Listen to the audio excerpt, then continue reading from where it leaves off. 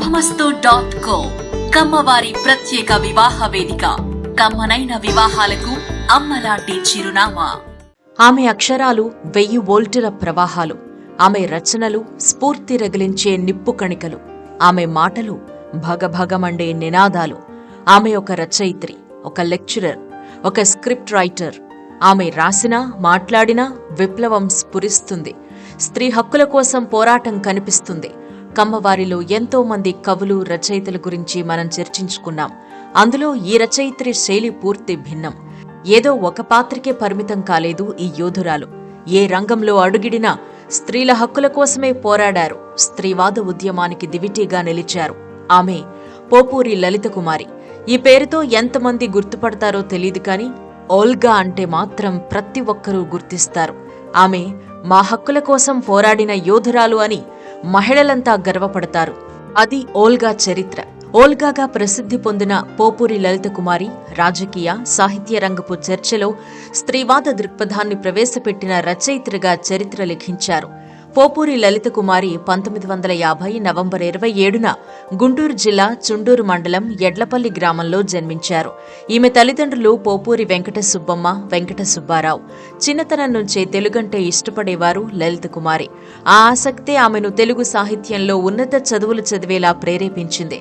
అలా ఆంధ్ర విశ్వవిద్యాలయంలో తెలుగు సాహిత్యంలో ఎంఏ చేశారు. తెలుగు సాహిత్యం నేర్చుకోవడంలో ఎంత ఆసక్తి చూపారో ఆ భాషా పరిజ్ఞానాన్ని నలుగురికి అందించాలని కూడా సంకల్పించారు ఓల్గా. ఇందుకోసం అధ్యాపక వృత్తే సరైందని భావించారు. ఎంఏ పూర్తి కాగానే తెనాలిలోని విఎస్ఆర్ కళాశాలలో తెలుగు అధ్యాపకురాలిగా వృత్తిని ప్రారంభించారు. ఓవైపు రచనా రంగంలో కొనసాగుతూనే అధ్యాపకురాలిగా కూడా సేవలందించారు. తెలుగు సాహిత్యాన్ని, అందులోని విభిన్న శైలులను భవిష్యత్ తరాలకు అందించారు. అదే సమయంలో కొన్ని సినిమాలకు రైటర్గా వ్యవహరించారు. ఓల్గా రాసిన స్వేచ్ఛ, ఆకాశంలో సగం నవలలు ఉత్తమ నవలలుగా అవార్డులు అందుకున్నాయి. విముక్త, కుటుంబ వ్యవస్థ, కన్నీటి కెరటాల వెన్నెల, మానవి, మాకు గోడలు లేవు, ఉరికొయ్య అంచున, మృణ్మయనాదంతో పాటు ఇంకా కొన్ని పుస్తకాలను రచించారు ఓల్గా. ఇవే కాక అనువాదాలు, నాటికలు, చిన్న కథలు, వ్యాసాలు ఎన్నో రాశారు. ఓల్గా కేవలం రచయిత్రి మాత్రమే కాదు, ఈమె స్త్రీవాద ఉద్యమ స్ఫూర్తి కూడా. తన 10వ ఏటనే శ్రీశ్రీ మహాప్రస్థానం చదివారు. ఒక్కసారి కాదు, మళ్లీ చదివారు. అందులోని సారాంశం అర్థమయ్యేదాకా చదివారు. అంత మొండి పట్టుదల ఓల్గాది. గోర్కీ లాంటి అనువాద పుస్తకాలను కూడా చదివేశారు. పుస్తకాల మీద ఇష్టం అంతకంతకు పెరగడంతో ఎన్నో పుస్తకాలను తెప్పించుకునేవారు. చిన్నతనంలోనే ఈమె ఆసక్తిని గమనించిన తల్లిదండ్రులు రకరకాల పుస్తకాలను, వార్తాపత్రికలను ఇంటికి తెప్పించేవారు. చలం, కొడవగంటి కుటుంబరావు రచనల వల్ల ప్రభావితమై స్త్రీ చైతన్యం ప్రధానాంశంగా ఎన్నో రచనలు చేశారు. తనకంటూ ఒక ప్రత్యేక గుర్తింపు తెచ్చుకున్నారు. పత్రికల్లో, సాహిత్యంలో, అనువాదాలలో మహిళా హక్కులపై ఎన్నో సంచలన చర్చలు చేపట్టారు. అలాంటి సమయంలో విప్లవ రచయితల సంఘం విరసానికి దగ్గరయ్యారు. విరసంలో సభ్యురాలిగా కొన్నాళ్లు కొనసాగారు. అయితే అభిప్రాయ భేదాలొచ్చి 1974లో అందులో నుంచి వైదొలిగారు. అయినా ఏదో అసంతృప్తి. విప్లవ రాజకీయాలు ప్రత్యేకంగా ఒక వర్గం గురించే మాట్లాడడం ఓల్గాకు అస్సలు నచ్చలేదు. స్త్రీ గురించి ఎవరూ మాట్లాడరేం అని ప్రశ్నించేవారు. అందరూ సమానం అంటారు గాని మహిళా సమస్యల గురించి పట్టించుకోరేం అని నిలదీసేవారు. పురుషాధిపత్యం అనేది ఉందని ఘంటాపదంగా వాదించేవారు. సమాజంలోని ఈ ధోరణి ఓల్గాకు నచ్చలేదు. ఆ విభేదాలతోనే విప్లవ రచయితల సంఘం నుంచి బయటకొచ్చి ఫెమినిజం బాటపట్టారు. మహిళల కోసం ప్రత్యేకంగా సాహిత్య ప్రక్రియ చేపట్టారు. ఎప్పుడైతే స్త్రీవాదం ప్రజలకు తెలియచేయాలి అనుకున్నారో, వారి హక్కుల గురించి మాట్లాడాలి అనుకున్నారో దాన్నే ఆయుధంగా మలుచుకున్నారు ఓల్గా. నాటికలు, కవితలు, వ్యాసాలు, పద్యాలు, పాటలు ఇలా అన్నింటిలోనూ స్త్రీవాదమే ఉండేలా చర్యలు చేపట్టారు. ఓల్గా ముందు నుంచి కూడా అందరమ్మాయిల్లా కాదు, కొంచెం అగ్రెసివ్. ఉన్నదున్నట్టుగా ముక్కుసూటిగా మాట్లాడే తత్వం ఈమె సొంతం. తన గురించి ఎవ్వరేమనుకున్నా అనవసరం. చెప్పాలనుకున్నది సూటిగా చెప్పడమే ఓల్గాకు తెలుసు.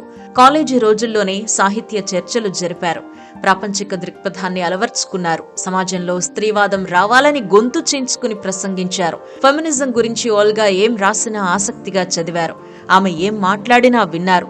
అప్పట్లో ఆమెపై విమర్శలు కూడా చేశారు. కానీ వాటిని పట్టించుకునేవారు కాదు ఓల్గా. ఎవరేమనుకున్నా డోంట్ కేర్ అంటూ తన దారిలో తాను ముందుకెళ్లేవారు. సారా ఉద్యమం దగ్గర నుంచి రాజకీయం వరకు మహిళలు మాట్లాడుతున్నారు, మహిళలు వాదిస్తున్నారు, మహిళలు ఫైట్ చేస్తున్నారు. ఇదంతా చూసి పురుషులకు భయం పట్టుకుందనేవారు ఓల్గా. ఈమె రచనల్లో మనం ప్రత్యేకంగా చెప్పుకోవాల్సింది విముక్త గురించి. ఇది ఓల్గా రచించిన చిన్న కథల సంకలనం. ఈ సంకలనంలో సమాగమం, మృణ్మయనాదం, సైకత కుంభం, విముక్త, బంధితుడు కథలు ఉంటాయి. ఓల్గా విశిష్టత ఏంటంటే సీతనో, రాముడినో, ఊర్మిళనో, లక్ష్మణుడినో, అహల్యనో, శూర్పణఖనో కేవలం పాత్రలుగా కాకుండా అందులోని భావ ప్రకంపనల్ని సృష్టించడం. భావనను ప్రతిబింబింపచేయాలి అంటే ఆ పాత్రల స్వభావ మూలాన్ని మార్చడం అనివార్యం. రామాయణంలో శూర్పణఖ అసూయ స్వభావం కలది, ఓ రకంగా విలన్ పాత్రధారి. సమాగమంలోని శూర్పణఖ అలా కాదు, ధీరోధాత్రి, అంతః సౌందర్యవతి. ఈ కథలన్నింటిలో సీత ఒక ప్రధానమైన భావన. ఈ మూల భావనతోనే మిగిలిన పాత్రలు, మరికొన్ని భావనలు గోచరిస్తాయి. అలాంటి కొంగొత్త భావనల సమాహారమే విముక్త కథా సంపుటి. ఈ కథలు వర్తమాన సమాజంలో స్త్రీల వేదనలకు ప్రాతినిధ్యం వహించే కథలని చెబుతూ ఉంటారు ఓల్గా. ఈ చిన్న కథల సంకలనం విముక్త కేంద్ర సాహిత్య అకాడమీ పురస్కారాన్ని కూడా గెలుచుకుంది. ఓల్గా రచనల్లో రాజకీయ కథలు, స్వేచ్ఛ, సహజ, ప్రయోగం, గులాబీలు, ఆకాశంలో సగం, కన్నీటి కెరటాల వెన్నెల, అతడు, ఆమె, మనం, గమనమే గమ్యం లాంటివి మంచి పేరు తెచ్చుకున్నాయి. 1987లో రాసిన స్వేచ్ఛ నవల పెను సంచలనమే సృష్టించింది. అత్యంత ప్రజాదరణ పొందిన నవలగా నిలిచింది. చాలా మందికి ఈ నవల నచ్చలేదు, ఎందుకంటే ఈ నవల స్త్రీ స్వేచ్ఛను చర్చకు తెచ్చింది. ఈ నవలను తొలి తెలుగు స్త్రీవాద నవలగా కూడా పరిగణిస్తూ ఉంటారు. ఈ నవలలోని ప్రధాన పాత్ర అరుణ. తన జీవితంలో స్వేచ్ఛ అంటే అర్థం కోసం వెతుకుతూ అందరినీ వదిలి వెళుతుంది. కేవలం నవలలే కాదు, సినీ రంగంలోనూ విశిష్ట సేవలందించారు ఓల్గా. ఉషా కిరణ్ మూవీస్ సంస్థకు కథా రచయిత్రిగా సేవలందించి 3 చిత్రాలకు పనిచేశారు. ఈమె కథ, మాటలు అందించిన తోడు సినిమాకు 3 నంది అవార్డులు లభించాయి. ఒక్క మాటలో చెప్పాలంటే ఓల్గా మేధస్సుకు అవార్డులు కొలమానం కానే కాదు, ఈమె ప్రతిభ అంతకు మించి. స్త్రీవాదం కోసం పోరాడిన ప్రతి సందర్భంలో విమర్శలు ఎదుర్కొన్నారు ఓల్గా. అయినా ధైర్యంగా నిలబడ్డారు. కొన్నిసార్లు వ్యక్తిగత విషయాలపైన దాడి చేశారు.